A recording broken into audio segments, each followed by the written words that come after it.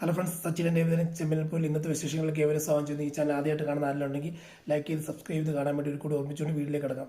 അങ്ങനെ നമ്മുടെ രവീന്ദ്രനും സച്ചിൻ ഏവരും സംസാരിച്ചുകൊണ്ടിരിക്കുകയാണ്. എന്താ സുധി ഇങ്ങോട്ട് വരാത്തത് എന്ന് ചോദിക്കുമ്പോഴത്തേക്ക് ഇന്ന് വരണ്ടെന്ന അമ്മ പറഞ്ഞേക്ക് ഇത് പറയുമ്പോഴത്തേക്ക് രവീന്ദ്രനോട് പറയുമ്പോഴത്തേക്ക് രവീന്ദ്രൻ ചോദിക്കുക അതെന്നാ അവൾ വേണമെന്ന് പറഞ്ഞാൽ അവന് പിരിക്കാനിരിക്കുകയാണെന്ന് ചോദിക്കുക. അതായത് അവൾ പിന്നെ തോന്നുന്ന വെച്ചാന്ന് പറയുമ്പോഴത്തേക്ക് ഇവക്ക് എന്തിൻ്റെ അസുഖം അവനാണ് തെറ്റ് ചെയ്തിട്ട് രണ്ടുപേരും ശ്രുതി മാത്രമല്ല ശ്രുതിയും കൂടെ തെറ്റ് ചെയ്തല്ലേ, പിന്നെ അവളങ്ങനെ ചെയ്യേണ്ട കാര്യം തന്നെ. അപ്പം രണ്ടുപേർക്ക് ഒരുപോലെ ശിക്ഷ കൊടുക്കണ്ടേ?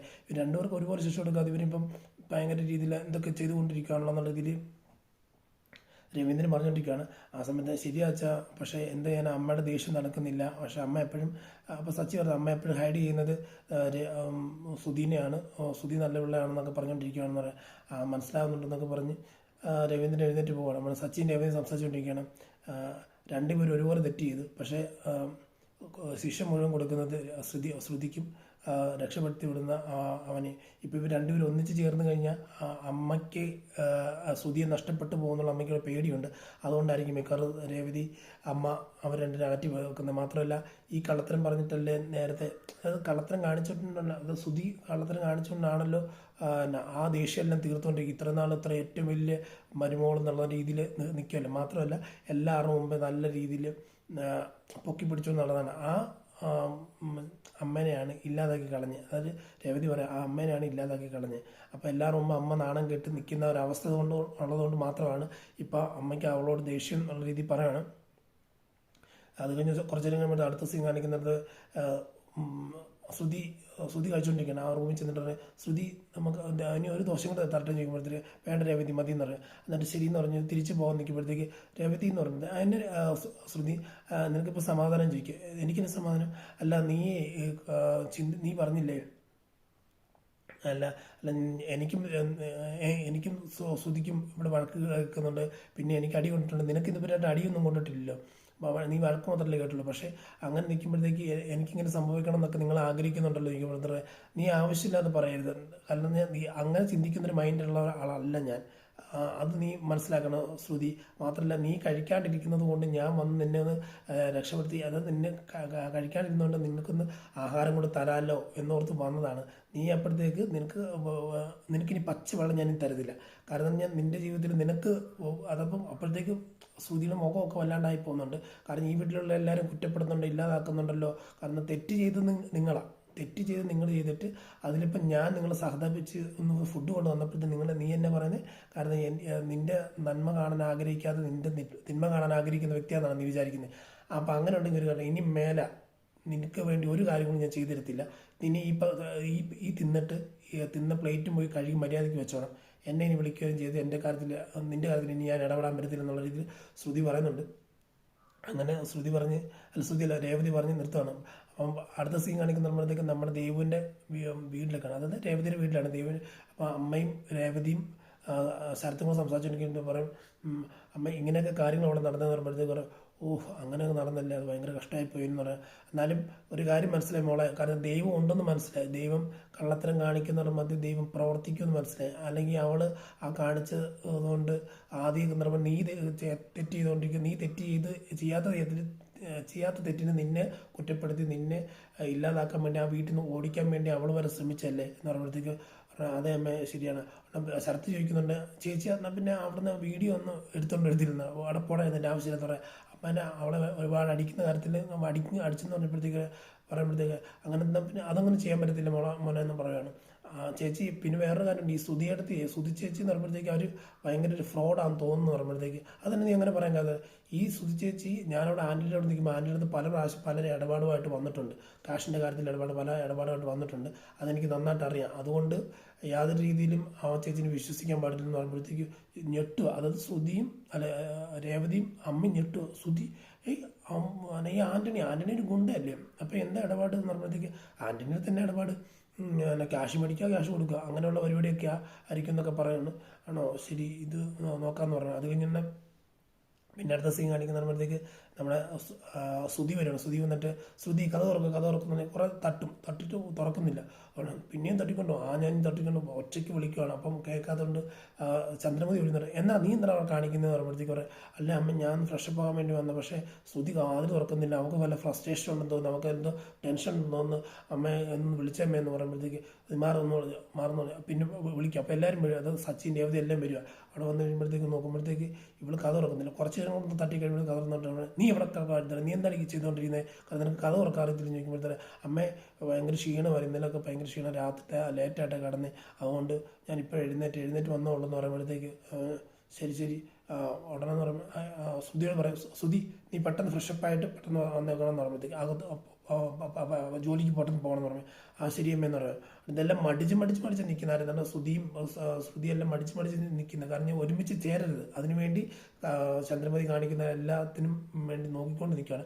അടുത്ത സീൻ എന്ന് പറയുമ്പോഴത്തേക്ക് ശ്രുതി അകത്ത് കയറി കഥ അടയ്ക്കുന്നത്. നീ എന്നെ കഥ അടയ്ക്കുന്നത്, എന്തിനാണ് കഥ അടയ്ക്കുന്നത്, കഥ ഒന്നും അടയ്ക്കണ്ട, ഇവിടെ ഇങ്ങനെ തുറന്നാൽ മാത്രം മതി, അങ്ങനെ നിങ്ങൾ പിന്നെ അടച്ചിട്ടുള്ളൊരു പരിപാടി നടത്തണ്ട എന്ന് പറഞ്ഞ് പോകണം. അത് കഴിയുമ്പോഴത്തേക്ക് ശ്രുതി പെട്ടെന്ന് വന്നിട്ട് ഈ ആൻറ്റിയുടെ അതായത് ചന്ദ്രമതിയുടെ ദേഷ്യം ഇങ്ങനെ നിന്നുകൊണ്ട് ഒന്ന് അങ്കിളെ ഒരു കാര്യം പറയണം, എന്നാ അങ്കിളെ ഇത് ഞാൻ ചെയ്തത് തെറ്റാണ്, ഞാൻ ശ്രുതിയുടെ നല്ലതിന് വേണ്ടിയില്ല ഞാൻ ചെയ്തത്, ശ്രുതിക്ക് നല്ലതിന് വേണ്ടി ചെയ്യാൻ ആഗ്രഹിച്ചുകൊണ്ട് ഞാൻ എൻ്റെ ആവശ്യത്തിന് വേണ്ടി ഒന്നും എടുത്തില്ലല്ലോ ആ ക്യാഷ്, കാരണം ശ്രുതിയുടെ നല്ലതിന് വേണ്ടിയല്ലേ ചെയ്തത് എന്ന് പറയുമ്പോഴത്തേക്ക് ഈ നല്ലതിന് വേണ്ടി നീ പറയുന്നത്, കാരണം നീ ആ 53 ലക്ഷം രൂപ അല്ല 50 ലക്ഷം രൂപ ഉണ്ടാക്കിയത് ഞാനാണ്, ഞാൻ കഷ്ടപ്പെട്ട് എത്ര വർഷത്തെ കഷ്ടപ്പാടാണെന്ന് അറിയുക, നീ ആ കാശ് സിമ്പിളായിട്ട് നിനക്ക് അത് നീലിമയ്ക്ക് കൊടുത്തിട്ട് തിരിച്ച് കിട്ടിയപ്പോഴത്തേക്ക് അത് ഇവിടെ കൊണ്ട് തരണമായിരുന്നു, അപ്പോഴാണ് നിന്നോട് മതിപ്പ് കൂടുന്നത്. ഇവിടെ അച്ഛനമ്മ എന്ന് പറഞ്ഞ 2 പേരുണ്ട്, ഈ 2 പേരുടെ മധ്യം നിനക്ക് തരുമ്പോഴത്തേക്കല്ല നിന്നോട് സ്നേഹം കൊടുത്തില്ല. ഇതിപ്പോൾ നീ എന്നാ ചെയ്തേ, നീ ആ കാശ് അവക്ക് കൊടുത്ത്, ആർക്ക് പുതിയ ബിസിനസ് തുടങ്ങി. മാത്രമല്ല ഇതിൻ്റെ 2 അവകാശികൾ വേറെ ഉണ്ട്, സച്ചിയുണ്ട് ശ്രീകാന്തും ഉണ്ട്. അപ്പോൾ അവരുടെ കാര്യത്തിൽ എന്താ തീരുമാനത്താണ്, അവർക്ക് ഇതിനൊക്കെ അവകാശമില്ലേ, അപ്പം നിനക്ക് മാത്രം നിങ്ങൾക്ക് ഒറ്റയ്ക്ക് വിഴുങ്ങുക എന്നുള്ള പരിപാടിയാണ്. അപ്പോൾ ആ ഒറ്റപ്പാടുള്ള പരിപാടി ഇവിടെ നടക്കത്തില്ല. കാരണം ഇവിടെ ആണുങ്ങൾ വേറെ ഉണ്ട്, ആൾക്കാർ വേറെ ഉണ്ട്, അവകാശികളുണ്ട്. ഇതൊക്കെ നീ എന്താ ചിന്തിക്കാത്ത, നിനക്ക് നിങ്ങളുടെ കാര്യങ്ങൾ മാത്രം നടന്നാൽ മതി. അപ്പം നീ രക്ഷപ്പെടണം എന്നുള്ള ഓർത്തിട്ടല്ല എന്തിന്, അല്ലെങ്കിൽ ഇത് പങ്കിട്ട് കൊടുക്കത്തില്ല, പങ്കിട്ട് കൊടുക്കണമല്ലോ. കാരണം അത് നിങ്ങൾക്ക് കിട്ടുന്ന വീതം എടുത്ത് നിങ്ങൾ ബിസിനസ് ചെയ്യണം, അല്ലെങ്കിൽ പിന്നെ വേറെ വല്ലതും പ്ലാൻ നോക്കണം. കാരണം ബുദ്ധി ഉണ്ടല്ലോ, പഠിത്തം ഉണ്ടല്ലോ, എല്ലാം ഉണ്ടല്ലോ. പിന്നെന്താ, അല്ലാതെ പിന്നെ നിങ്ങൾ ഇങ്ങനെ ഇരുന്നിട്ട് എന്താ ചെയ്യേണ്ടതെന്നൊക്കെ ഇല്ല, അല്ലാതെ നിങ്ങൾ ഇരുന്നിട്ട് എന്താ എൻ്റെ പ്രയോജനം എന്നൊക്കെ ചോദിക്കുമ്പോഴത്തേക്ക് പറയും, അല്ല നിങ്ങളെ ഞാനിപ്പോൾ വിചാരിച്ചത് പറഞ്ഞ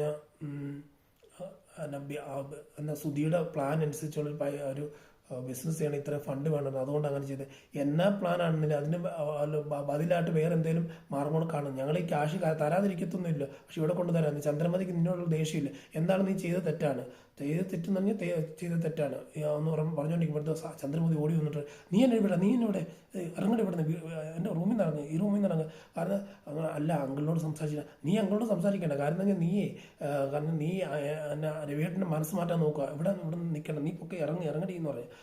ഇറക്കി വിടുകയാണ്. അങ്ങനെ പിന്നെ അടുത്ത സീൻ കാണിക്കുമ്പോഴത്തേക്ക് ഫുഡ് കഴിക്കാൻ വേണ്ടി ഡൈനിങ് ടേബിളിൽ വന്ന് എല്ലാവർക്കും ബ്രേക്ക്ഫാസ്റ്റ് കഴിക്കുമ്പോഴത്തേക്ക് സച്ചിയുണ്ട്, രേവതിയിൽ നിന്ന് വെള്ളം കൊടുത്തോണ്ടിരിക്കുകയാണ്. അപ്പം വർഷയുണ്ട്, ശ്രീകാന്ത് കഴിച്ചുകൊണ്ടിരിക്കുക, 3 പേരും കഴിച്ചുകൊണ്ടിരിക്കുക. അപ്പം ചന്ദ്രമതി വരുമ്പോഴത്തേക്ക് അതിനെന്നെ രേവതി വിളിക്കാതെ, അല്ലെ അമ്മ ഞാൻ വിളിക്കാൻ ഒരുങ്ങുമായിരുന്നു എന്ന് പറയുമ്പോഴത്തേക്ക് വന്നിരിക്കും. എന്നിട്ട് ദോശ ചപ്പാത്തി എടുത്തിട്ട് കൊടുക്കുകയാണ്. കഴിച്ചുകൊണ്ടിരിക്കുമ്പോഴത്തേക്ക്